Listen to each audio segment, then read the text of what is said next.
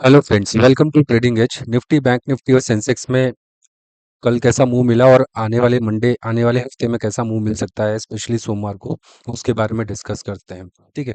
ये बजाज का ब्रोकिंग है, जहाँ पे बजाज ब्रोकिंग का ऐप है, जहाँ पे मैं मोस्टली ट्रेडिंग करता हूँ। काफ़ी इजी पड़ता है मुझे यहाँ पे।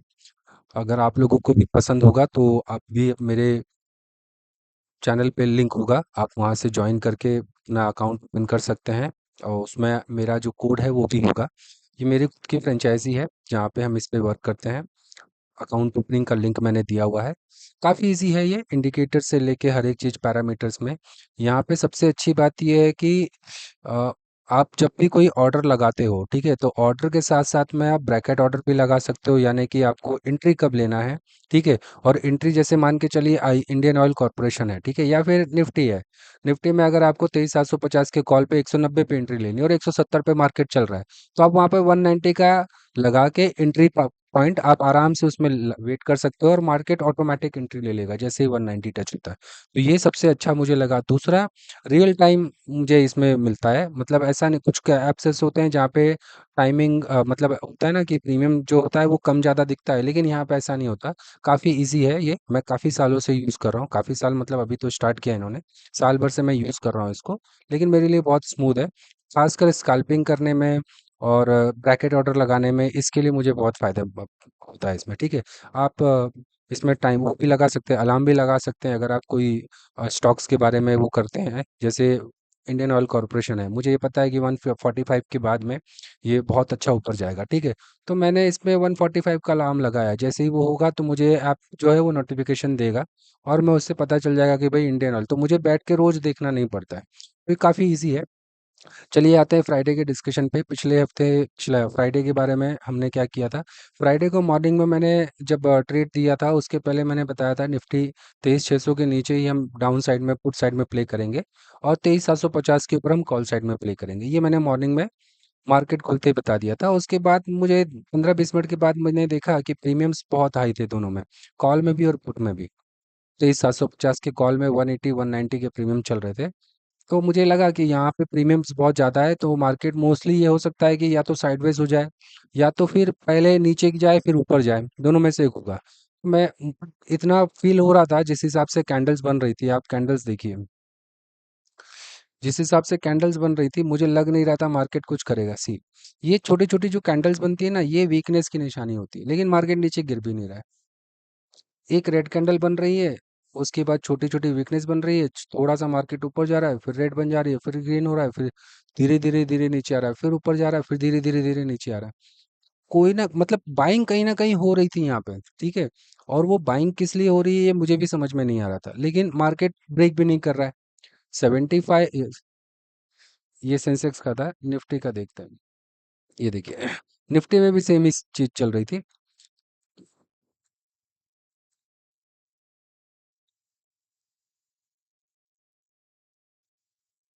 निफ्टी में भी सेम ही चीज़ चल रही थी। वीकनेस दिख रही है सारी कैंडल्स में। ठीक है, जैसे सेंसेक्स में दिख रहा था वैसे निफ्टी में भी दिख रहा था। ठीक है। तो ये दोनों चीजें मुझे समझ में आ रही थी कि मार्केट में लग तो नहीं रहा है कि कुछ होने वाला है। तो उस हिसाब से मैंने बता भी दिया था आप लोगों को कि यहाँ पे मैंने बताया था कॉल साइड रिस्की, ये मैंने बताया था।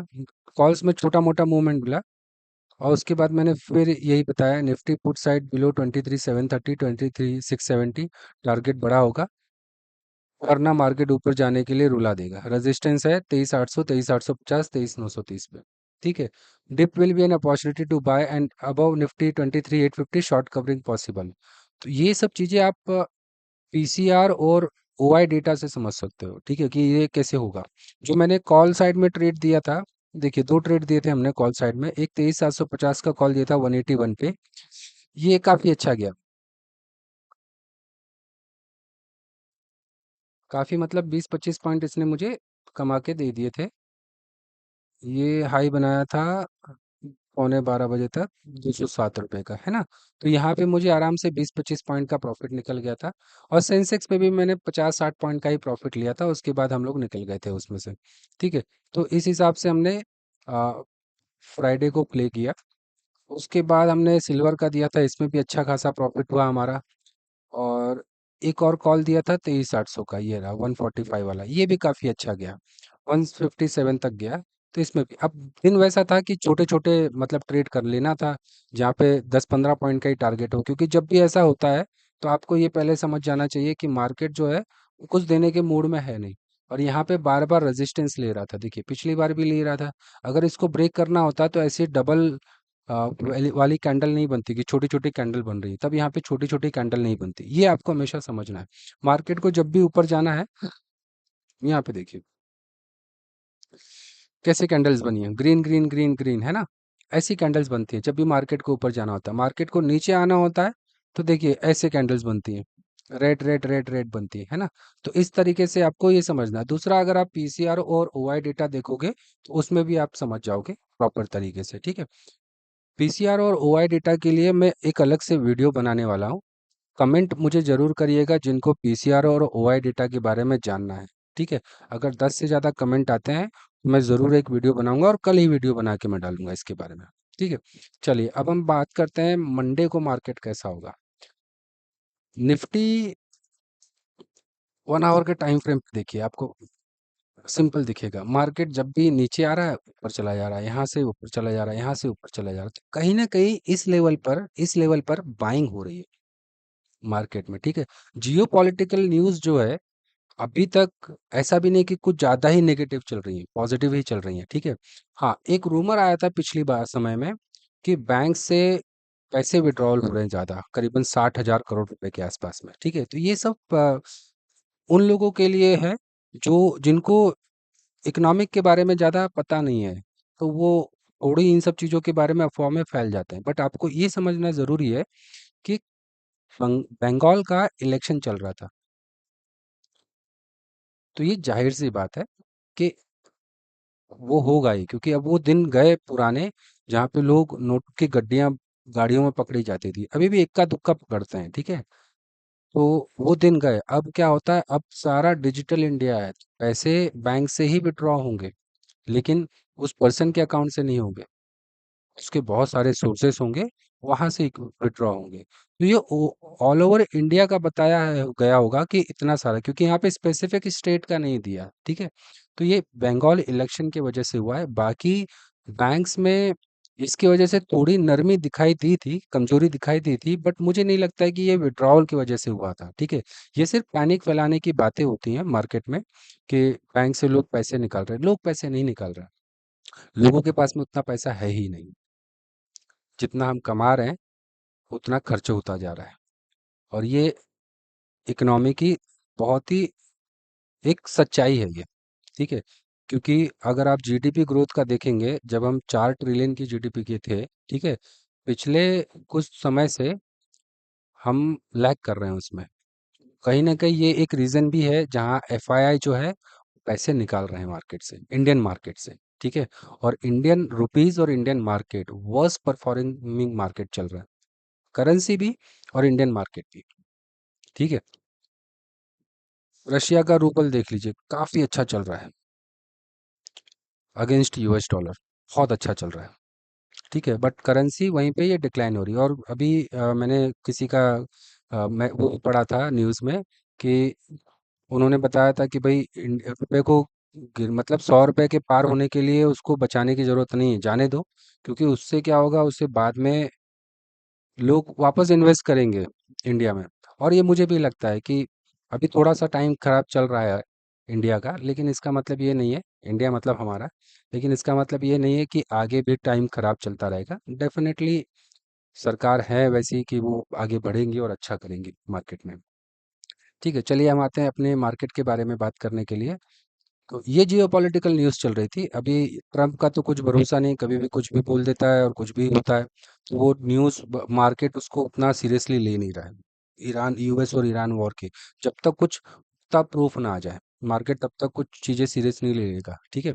और बस ये बैंक में जो कमजोरी दिखी थी, बैंक अगर आप देखेंगे HDFC bank, ICICI, axis bank काफ़ी अच्छा परफॉर्म किए फ्राइडे के दिन, और उसी की वजह से मार्केट ऊपर सस्टेन भी कर रहा था, ठीक है।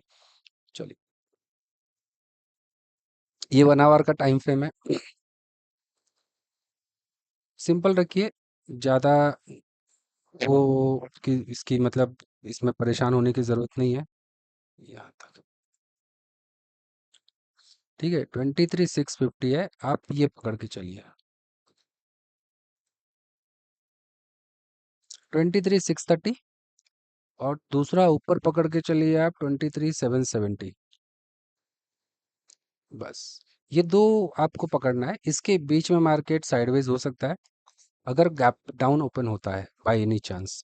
ठीक है, वैसे लग तो नहीं रहा है गैप डाउन ओपन होगा, बट अगर by any chance gap down open होता है तो 23,630 जैसे ही ब्रेक करता है मार्केट। अभी हम 23,750 पे, अगर 100-150 पॉइंट गैप डाउन भी ओपन होता है और 23,630 के नीचे मार्केट सस्टेन करता है, आप अपना टारगेट आराम से 23,500 का रखिएगा। सबसे पहले 23,530 का रखिएगा। ठीक है, 23,530 इसलिए बोल रहा हूँ क्योंकि अगर ये ब्रेक हो गया तो हम क्या करेंगे, हम यहाँ तक आराम से जा सकते हैं 23,350 तक। ठीक है, अगर 23,530 के नीचे सस्टेन हो गया मार्केट तो। अगर 23,530 से रिवर्स, मान के चलिए मार्केट गैप डाउन ओपन होता है, तो मार्केट यहाँ से रिवर्स जरूर ले सकता है, या फिर यहाँ से रिवर्स लेगा 630 से। दोनों में से एक जगह रिवर्स लेगा, तो ये कुछ ऐसा बन जाएगा, मान के चलिए, या फिर ऐसा बन सकता है। ठीक है, या फिर ऐसा बन सकता है, ये तीन ही पॉसिबिलिटी हो सकती है। ठीक है, जाएगा ऊपर ही मार्केट, नो डाउट, यहाँ से सपोर्ट ले सकता है। अब अगर इसको ब्रेक कर दिया,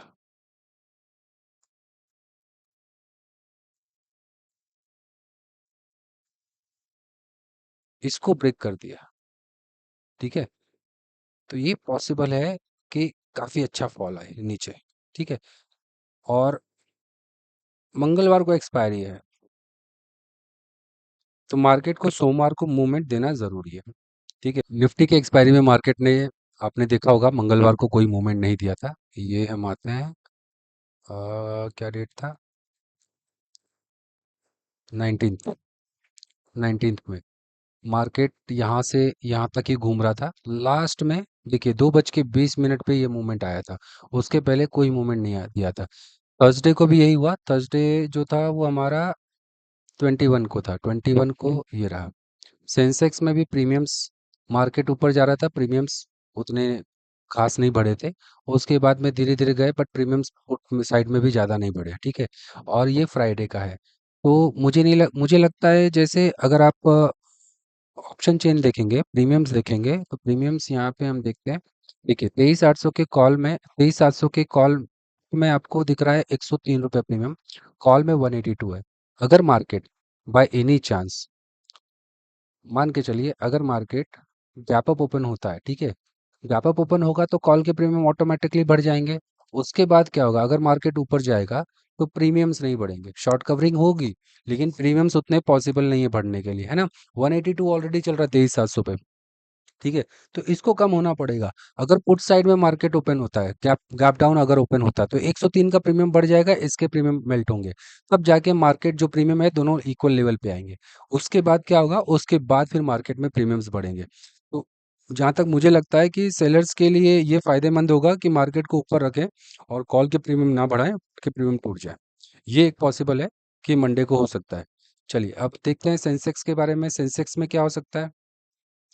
सेंसेक्स में देखिए ध्यान से, अगर हम 1 आवर के टाइम फ्रेम निकालते हैं, तो 1 आवर के टाइम फ्रेम पे मार्केट को 75,800 के ऊपर ब्रेक होने दीजिएगा। ठीक है, ये एक ऐसा जोन है जो दिक्कत पैदा कर सकता है। अगर आप यहाँ पे ध्यान से देखेंगे तो यहाँ से लेके मार्केट यहाँ तक, ठीक है, ये एक ऐसा जोन है जहाँ से मार्केट हमेशा रेजिस्टेंस लेता रहेगा। तो 76,000 के ऊपर अगर मार्केट सस्टेन होता है, तो पहला जो टारगेट रखेंगे हम वो ये रखेंगे, कॉल साइड में हमेशा छोटा टारगेट रखिएगा।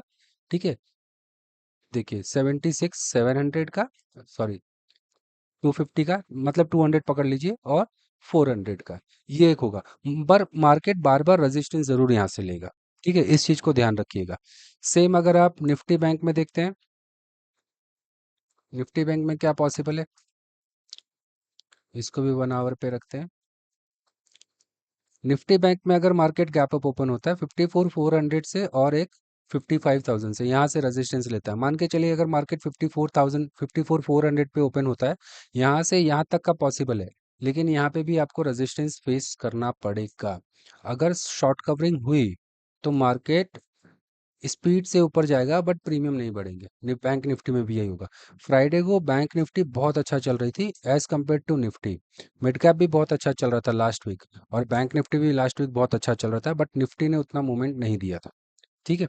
तो ये तो रहा हमारा पिछले अगले हफ्ते का एनालिसिस। इसके अलावा अगर आप मुझे कमेंट करके ज़रूर बताइएगा कि मार्केट गैप डाउन खुलेगा या गैप अप खुलेगा।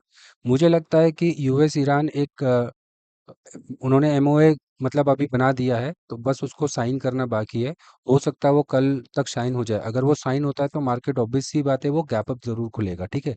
ऐसे केस में ये जो कॉन्फ्लिक्ट है ये एंड हो सकता है यहाँ पे, और स्ट्रेट ऑफ हॉर्मस जो है वो ओपन हो सकता है, क्योंकि यूएस और चाइना दोनों ने इस चीज़ के लिए एग्री किया है, सहमति दिखाई है कि स्ट्रेट ऑफ हॉर्मस सभी के लिए खुला रहना चाहिए, उसमें कोई टोल वगैरह नहीं लगना चाहिए। तो ये एक पॉजिटिव न्यूज़ हो सकती है मार्केट की, बट अभी तक इसका कुछ संकेत मार्केट ने दिया नहीं है। ठीक है। तो जब तक मार्केट एक अच्छे लेवल पे नहीं पहुंच जाता, ठीक है, निफ्टी बैंक है ये, निफ्टी, जब तक मार्केट एक अच्छे लेवल पे नहीं पहुंच जाता तब तक हम इसके बारे में ज़्यादा नहीं डिस्कस कर सकते हैं। ठीक है। लेकिन ये है कि मार्केट में मंडे को किस तरीके से होगा वो मैं आपको मेरे ग्रुप में, मेरा टेलीग्राम चैनल का लिंक दिया हुआ है मैंने, उसमें आप ज्वाइन हो जाइएगा। उसमें मैं आपको प्रॉपर बताता रहूँगा कि कहाँ पे हमें सेफ रहेगा और कहाँ पे हमें रिस्की रहेगा। ठीक है। आज का वीडियो यहीं समाप्त करते हैं। वीडियो अगर पसंद आई हो तो लाइक और कमेंट जरूर करिएगा। मेरे चैनल को सब्सक्राइब जरूर करिएगा, और कमेंट जरूर करिएगा कि गैप अप ओपन होगा या गैप डाउन ओपन होगा। Thank you.